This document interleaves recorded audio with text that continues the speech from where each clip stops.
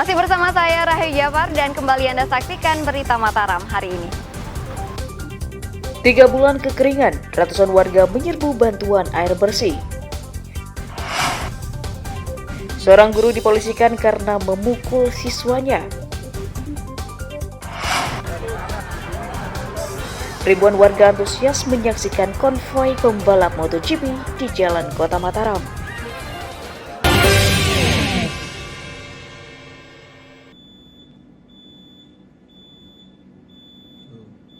Tiga pria berinisial DA, 29 tahun asal Sumbawa, EM 44 tahun asal Ogan Komering Ilir, dan JN 34 tahun asal Aceh diringkus Satuan Reserse Narkoba Polresta Mataram karena berkomplot mencuri barang milik wisatawan. Tersangka ditangkap di Narmada dan Dompu atas laporan korban yang kehilangan barang di dalam mobilnya saat berbelanja di sebuah mal. Polisi menyita barang bukti laptop, ponsel, dan tas sebagai barang bukti kejahatan. Karena berusaha melawan polisi, seluruh pelaku juga dihadiahi timah panas.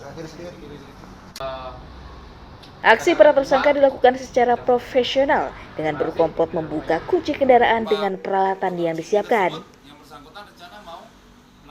Jadi ketiga pelaku ini memang residivis, satu yang residivis. Ini pernah diamankan Satreskrim Polres Kota Mataram di tahun 2016 dengan perkara yang sama, yaitu pencurian dengan pemberatan. Sudah keluar dan melakukan lagi hal yang sama. Korbannya ini warga negara asing, di mana kerugian korban lebih dari 50 juta.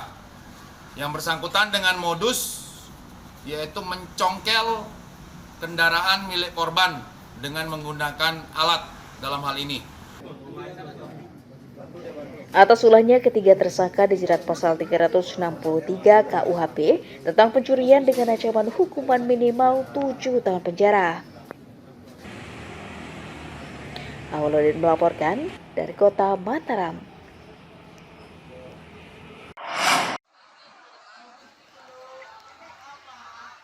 Seorang guru sekolah menengah kejuruan negeri 1 Taliwang bernama Akbar Sorasa dilaporkan ke polisi karena diduga memukul seorang muridnya. Akbar Sorasa memukul MA pada pertengahan Oktober menggunakan bambu agar segera salat zuhur bersama siswa lainnya. Polisi kemudian menahan guru agama Islam tersebut atas dugaan pemukulan. Namun penahanan pelaku mendapatkan reaksi para guru dari PGRI dan Asosiasi Guru Agama Islam serta Ikatan Guru Indonesia yang menggelar aksi di Pengadilan Negeri Sumbawa Rabu siang. Para guru menuntut keadilan atas proses hukum yang dijalani rekannya dan menolak semua bentuk kriminalisasi guru. Posisinya saat ini seperti apa, Pak? Di sekolah, kemudian di proses hukumnya itu. Oh ya, jadi Pak Akbar selama ini karena dia kan dari tahan, dia tetap menjalankan tugas, mengajar, membimbing, melatih. Kita ketahui sehari-hari tetap di sekolah. Ya kita berharap karena ini kita menghormati proses hukum yang berjalan di pengadilan. Saya sebagai kepala sekolah berharap supaya ada keringanan, ya, dan mudah-mudahan insya Allah bisa bebas. Itu harapan kita. Pada awalnya kejadian bermula ketika sebelum sholat zuhur, guru agama ini mengingatkan para murid untuk melaksanakan sholat menuju ke tempat ibadah. Cuman ketika mengingatkan itu, korban dengan salah satu temannya ini tidak beranjak. Polisi telah mengupayakan jalur damai atau restoratif justice, namun ditolak keluarga korban.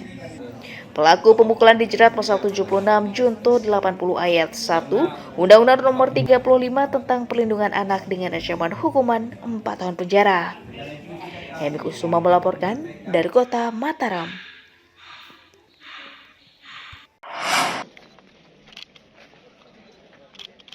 Belasan penyalahguna narkotika diringkus Satuan Reserse Narkoba Polresta Mataram dalam operasi anti Rinjani selama 2 pekan. 17 tersangka ditangkap dari pengungkapan 15 kasus yang dilaporkan masyarakat dan pengembangan kasus narkotika yang melibatkan tersangka lain. Polisi menyita 68,34 gram sabu-sabu, ponsel, alat isap, dan uang tunai 15 juta rupiah sebagai barang bukti. Operasi Antik menyasar wilayah yang diduga menjadi sentra peredaran narkotika. Dalam kegiatan operasi Antik ini, dibanding tahun 2022, tahun 2023, Satgas Narkoba Polresta Mataram berhasil mengungkap 14 perkara dengan jumlah tersangka 17.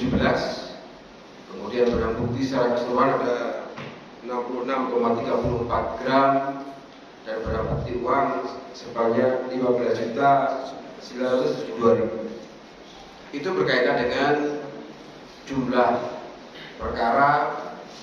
Jadi dari target operasi yang kami canangkan yaitu ada 2 dengan inisial D dan M dengan masing-masing berlokasi di Karangbagu dan Ambilan Tubuh. Dari 2 TO tersebut berhasil kami ungkap dengan barang bukti yang lumayan cukup signifikan. Kemudian dari ungkap operasi Antik ini kami mengalami kenaikan non TO, yaitu ada 1 tersangka yang mana dari total yang seperti sudah dijelaskan oleh Bapak Kapolresta, tersangka sebanyak 17 orang. Atas ulahnya, para tersangka dijerat pasal 114, 112, 117 Undang-Undang RI Nomor 35 Tahun 2009 tentang narkotika dengan ancaman hukuman minimal 4 tahun penjara. Awaludin melaporkan dari Kota Mataram.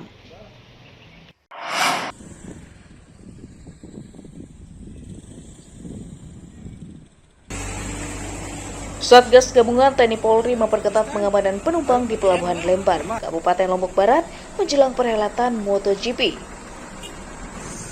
Pengamanan dilakukan dengan memeriksa dokumen penumpang dan barang bawaannya. Pemeriksaan untuk mencegah masuknya narkoba dan barang terlarang saat perhelatan MotoGP.